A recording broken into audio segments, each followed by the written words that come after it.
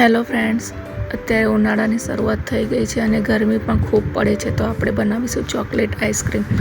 તો અહીંયા મેં 500 ml ફૂલ ફેટ દૂધ લીધું છે અને તેને ગરમ કરવા મૂક્યું છે. હું અહીંયા ઇન્સ્ટન્ટ ટેંગી એવું ચોકલેટનું મિક્સ પાવડરનું ફ્લેવરનું આવે છે, તો એનો યુઝ કરીશ અને તેને આપણે નવસેકા દૂધમાં એડ કરીશું અને સારી રીતે મિક્સ કરી લઈશું. એને થોડીવાર હલાવતા રહેવાનું જેથી લમ્સ ના પડે. તો અહીંયા 2-5 મિનિટ સુધી દૂધને ઉકાળશું.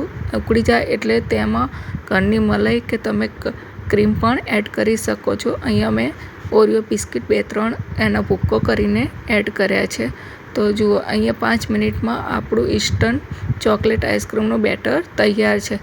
તો એને આપણે અહીંયા એક બહાર થોડીવાર રૂમ ટેમ્પરેચર ઉપર ઠંડુ થવા મૂકશું.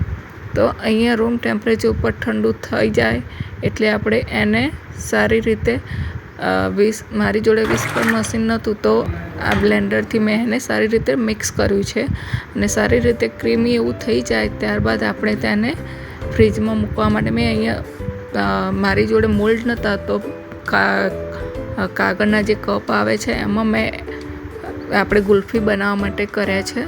તો જુઓ, અહીંયા મેં ફ્રીજમાં મૂક્યા છે અને ત્યારબાદ 6 થી 7 કલાક બાદ આપણી ગુલ્ફી એની અથવા તો આપણો ચોકલેટ આઈસ્ક્રીમ તૈયાર છે. અહીંયા મેં કાચના બાઉલમાં વેપર લગાવીને એરટાઇટ કન્ટેનરમાં ભર્યું હતું. તો એકદમ ક્રીમી અને સ્મૂથ એવો આપણો ચોકલેટ આઈસ્ક્રીમ તૈયાર છે, જે ખાવામાં ખૂબ જ મજા આવે તેવો છે. તો તમને મારો આ વિડીયો ગમે તો લાઈક, શેર અને